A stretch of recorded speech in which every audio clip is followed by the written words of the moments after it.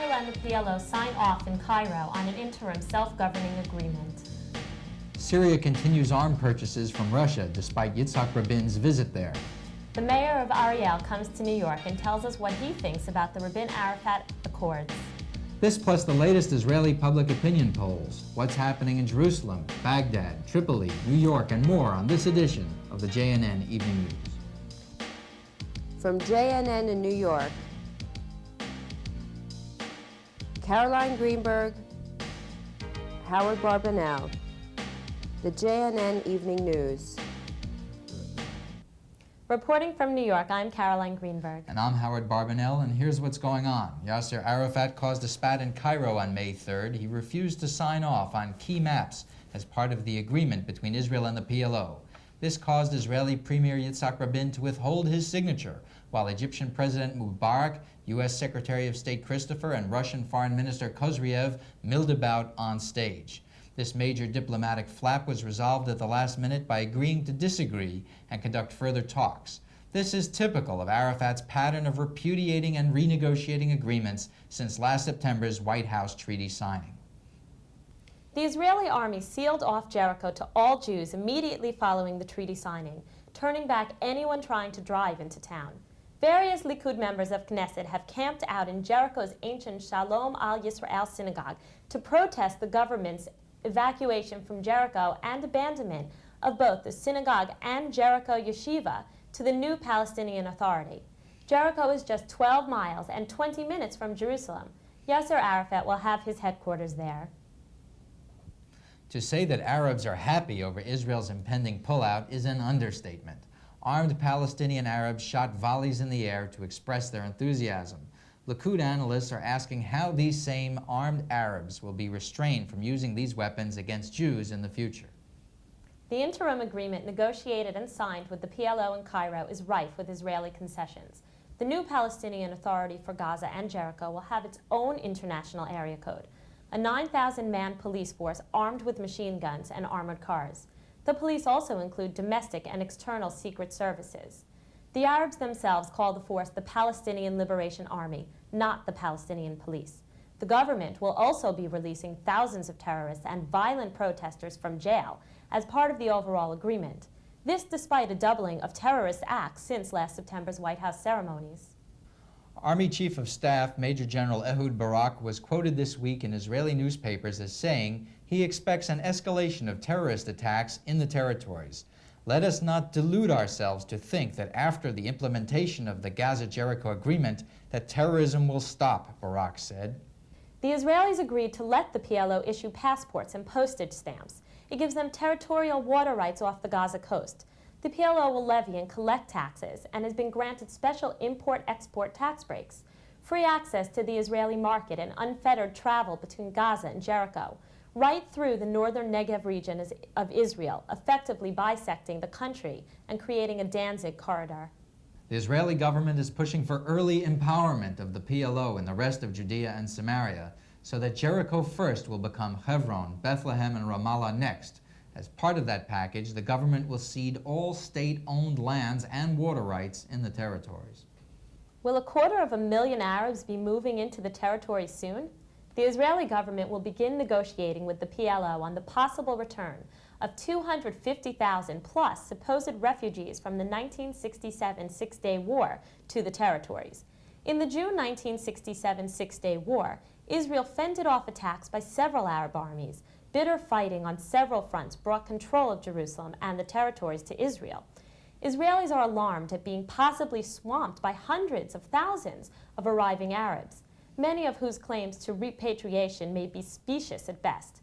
The PLO is putting their figure of displaced persons at 1.2 million. Part of the Rabin PLO deal calls for $2.4 billion in international aid for the PLO, with $1.2 billion of it for this year alone. Of that, $250 million is pledged from the United States.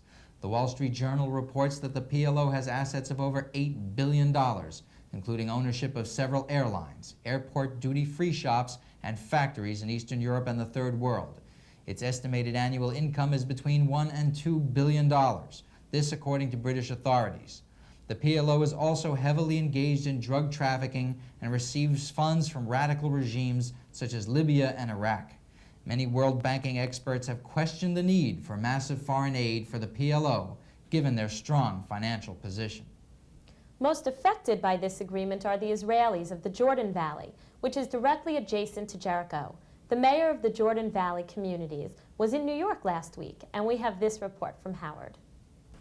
Yasser Arafat will be moving into Jericho very shortly with his headquarters and his Palestinian police. Living next door to him will be David Levy, who is the mayor of the 17 Jewish communities in the Jordan Valley area. We had an opportunity to talk with Mr. Levy while speaking for the Likud Young Leadership recently in Manhattan. Mr. Levy, how do you and your neighbors feel about living with Arafat as your neighbor and about the whole Rabin-Arafat deal in general? We feel very bad about that because we are in a sort of a limbo. We don't know what's going to happen. And staying here in New York, talking to you and to the audience, for me it's very serious thing. It's very difficult for me now because I'm in touch with back home, and people there are very concerned what's going to happen. Because we know what's going to happen on Jordan means. It's going to be a Palestinian state, a full Palestinian state. They're going to give them a territory, they're going to give them a flag, they're going to give them a full authority, stamps, passports, army, police, laws, courts, etc., etc., everything that can form a Palestinian state. Therefore, we supposed to be going to peace, but obviously we are going to war. What about the Palestinian police receiving both the police headquarters in Jericho and the IDF base just outside of town? They're going to get it. It's already evacuated. We know that you are not going inside town. We know there is an argument now down there in the valley. Should you go inside town when the Palestinians will arrive or not? For me, I gave instructions to all my residents not to go inside town, just to go the way surrounding the city, even it's not a good road, to go there for their own security, for the security of the children. Because we know when we go inside, you put yourself on a very serious risk. What will be the fate of the Shalom Al Yisrael synagogue and the yeshiva in Jericho? According to what I know, they're going to be a possibility to have religious affairs under the auspices of the Israeli Authority inside Shalom Al Yisrael synagogue. But you have to know that there is another synagogue, a synagogue in Old Naharan, and this was given up. This was no arrangement have been done to the Knesset Shalom Al Naharan. In Shalom Al Yisrael synagogue, I don't know how it's going to happen, but according to my understand, it's going to be some activity, not yeshiva, maybe prayer, maybe some limud, but no more than, not any more yeshiva. Mr. Levy, what will become of your communities, your water resources, and your security when this agreement with the PLO takes effect? Very bad situation, especially with the security. We don't have enough answers. Just this morning, I had a telephone call from the general, which is in charge here to New York, which is in charge for the security in the center of Israel, and he said that we will be able, on the day it's going to be signed, we will be able to use the army road, not to go inside, not to use the road until it's going to be built surrounding Jericho. The water system, the whole water system of the Jordan Valley is inside town. And we don't know yet how we're going to deal with these pipes, etc., etc.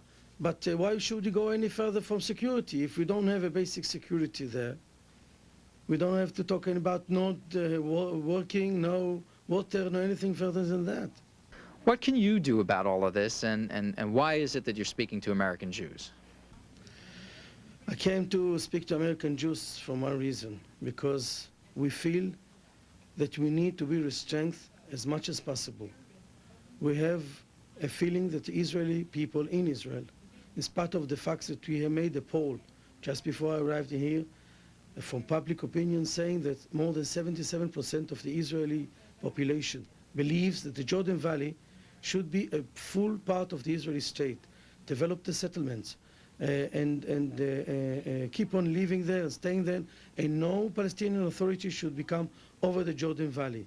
But in spite of this one, we still feel that especially the government of Israel is not supporting us, is not backing us. That's why we have on us like a question mark, and we came here to New York to speak to our brothers, the Jewish people, to remove this question mark and to ask everybody, even here in the diaspora, to come and to help us and to back us any way they can do it.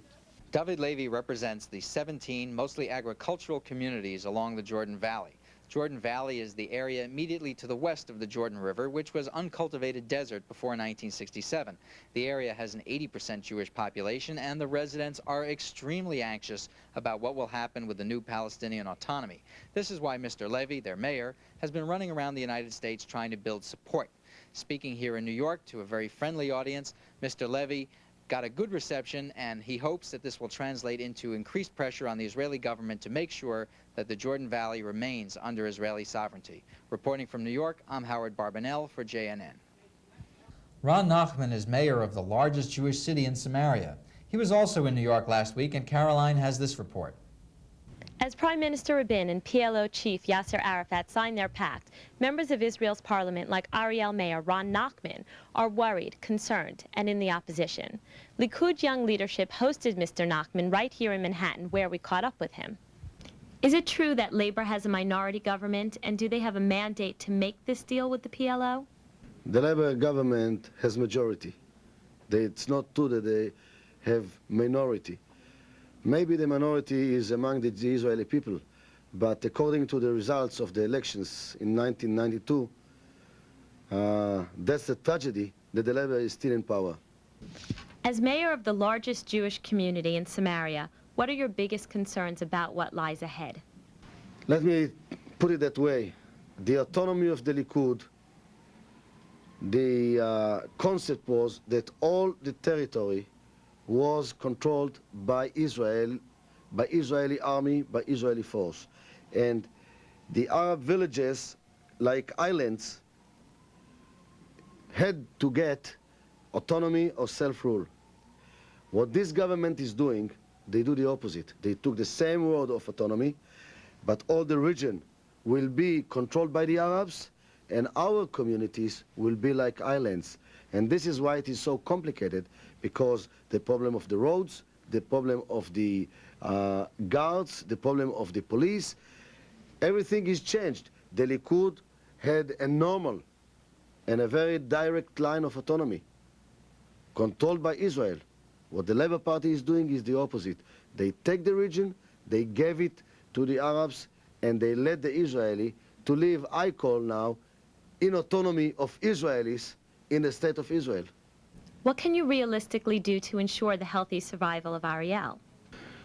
What we need are two things. Number one, we have to be united in the party itself and among all the national camp in Israel. Number two, we need the American support. We need the Likud to revive in the United States and to stand together with us in these difficult days.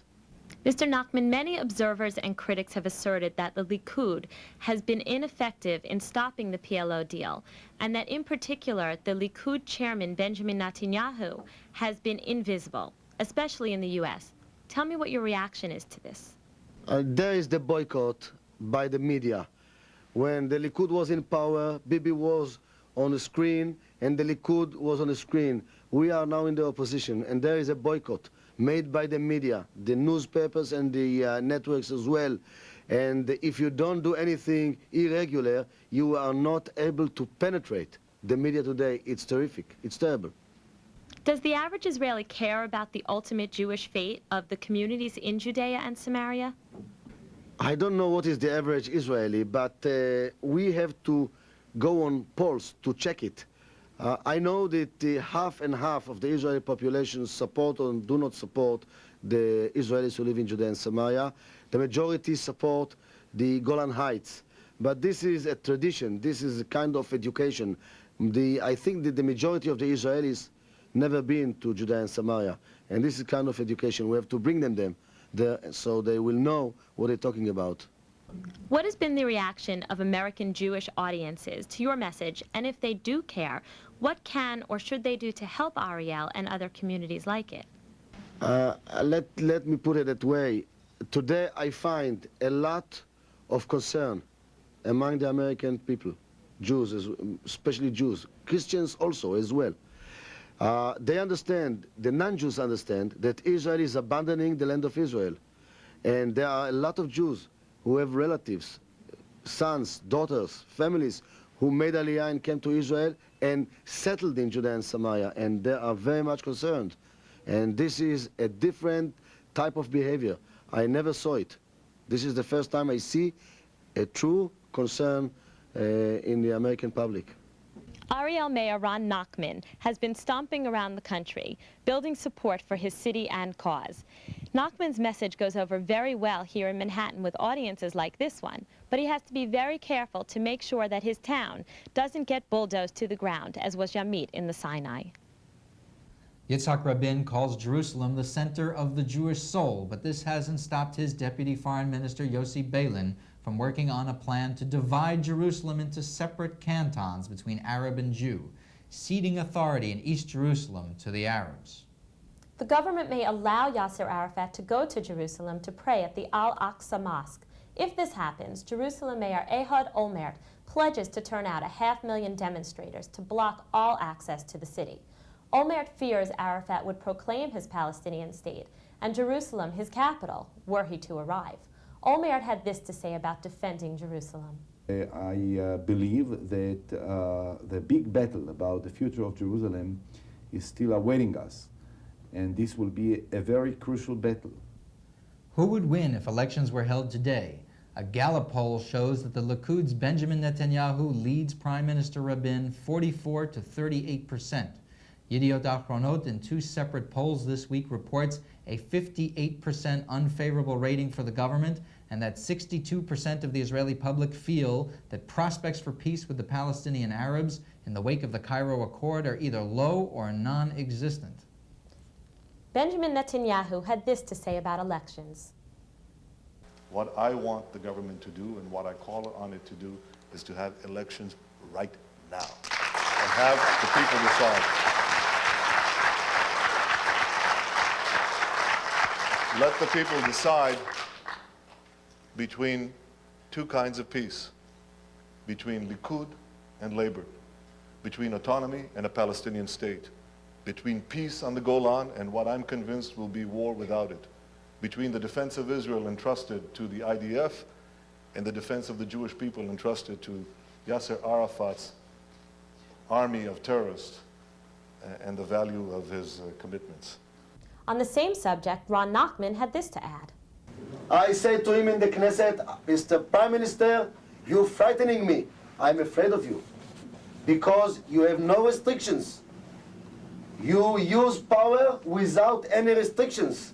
And he acts today not as a prime minister, but as a dictator, because there is no power that can confront him. It's absurd. This is absurd. The Israeli government is proposing a full withdrawal from the strategically important Golan Heights. Part of the plan calls for at least 1,000 U.S. troops on the heights, separating Syria from Israel. Ron Nachman had this to say on the subject of U.S. troops. In that case, I must tell you, one of the demands of Israel in order to give up land is that instead of the Israeli army, American soldiers will be deployed on the Golan Heights. And American mothers do not want their kids to serve outside of the United States in a war that does not belong to the United States. Syria praised the recent Afula, Hadera, and Ashdod massacres. Syria is on the State Department list of countries that sponsor terrorism and is also on the State Department list of nations that are involved in drug trafficking and production. Syria, armed with new North Korean Scud missiles, just signed a new arms accord with Russia. Golan Heights leader Chaim Saperia had this to say about Syria's trustworthiness. He's old enough for me to say that there's a possibility that even if he really wants peace and if he changed his mind, his strategy totally, he might die either because of his age, or he might be assassinated by someone shortly after he signs a peace agreement with Israel, which I don't believe he will. Or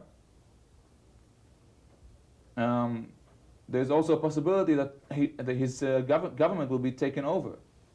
This is enough for us to be scared of this situation. Netanyahu had this to say about peace with Syria. Now, in the Golan Heights, we're being told the following. We're being told that the extent of the withdrawal will be commensurate with the extent of the peace. That's what the government is saying. Have you heard this formula? That's basically what the government has said.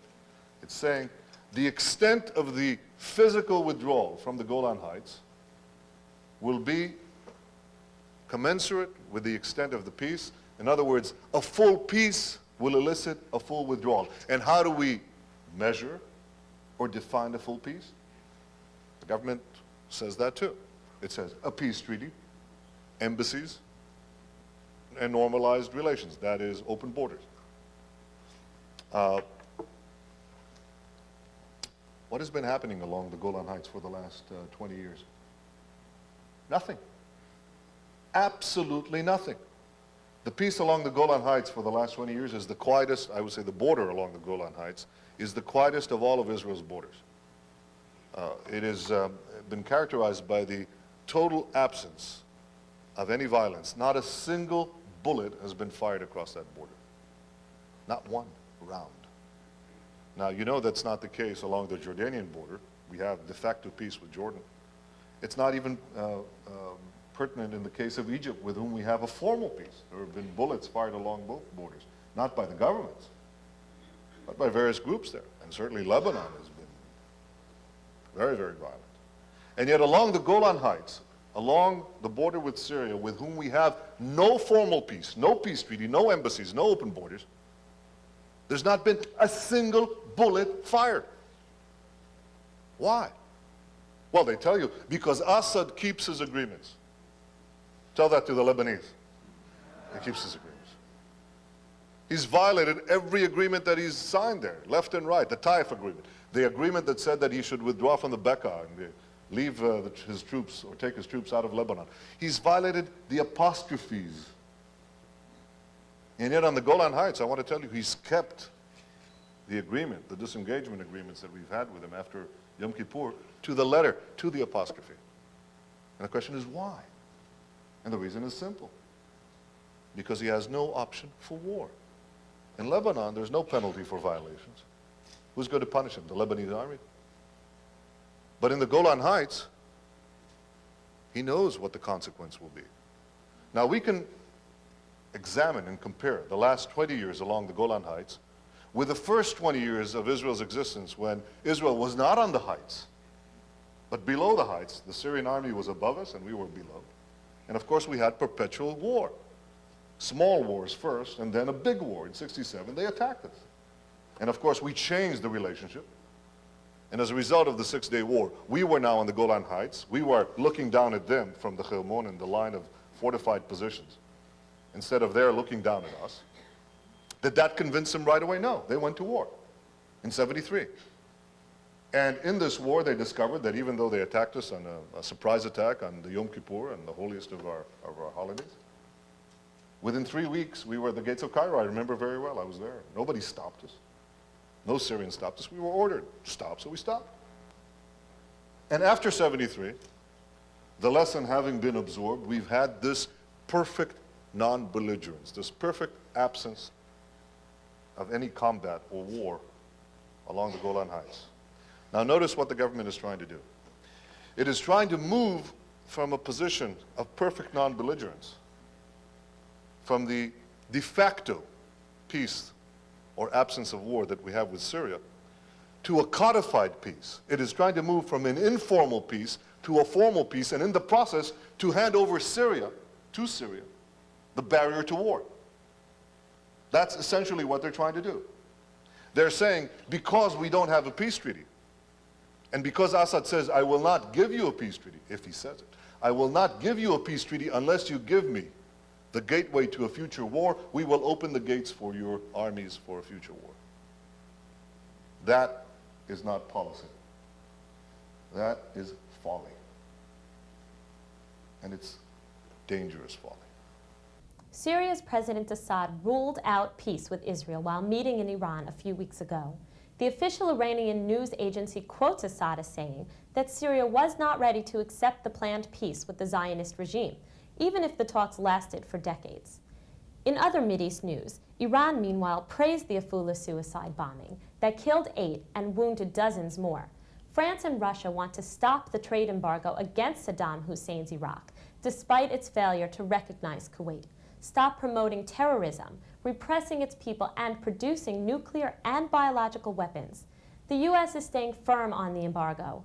Lastly, Libyan strongman Muammar Gaddafi has his own peace plan for the Middle East. He would allow 5 million Palestinians to return to their country, disarm the Jews, and more. According to Gaddafi, the Hamas and Abu Nidal groups are not terrorists. They're fighting for a sacred cause. Here are Caroline and I again from a previous show to tell you about an exciting summer program. It's just so exciting, Howard, that we love this clip.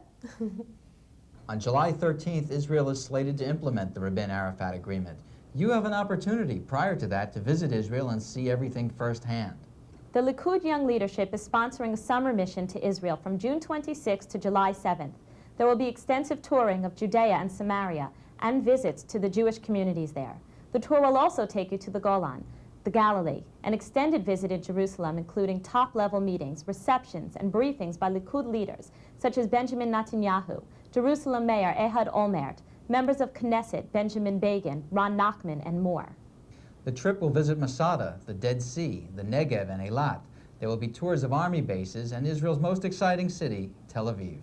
This is a terrific trip for young people visiting Israel for the first time, and there's plenty of behind-the-scenes stuff to keep veteran visitors intrigued. For more information about the Young Leadership Mission, call Likud at 212-447-7887. Well, that's it for our program tonight, and thanks for allowing us to share a piece of our world with yours. And for JNN, I'm Howard Barbanel. And I'm Caroline Greenberg. Looking forward to seeing you with us again next time. Hope you'll join us. Good night.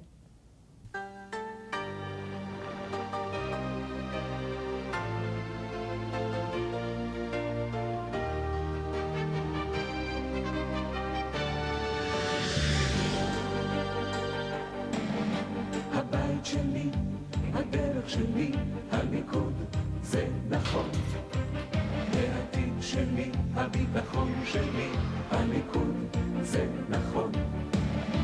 בדרך שלנו נביא השלום, בנייה עלייה, הגשמת החלום.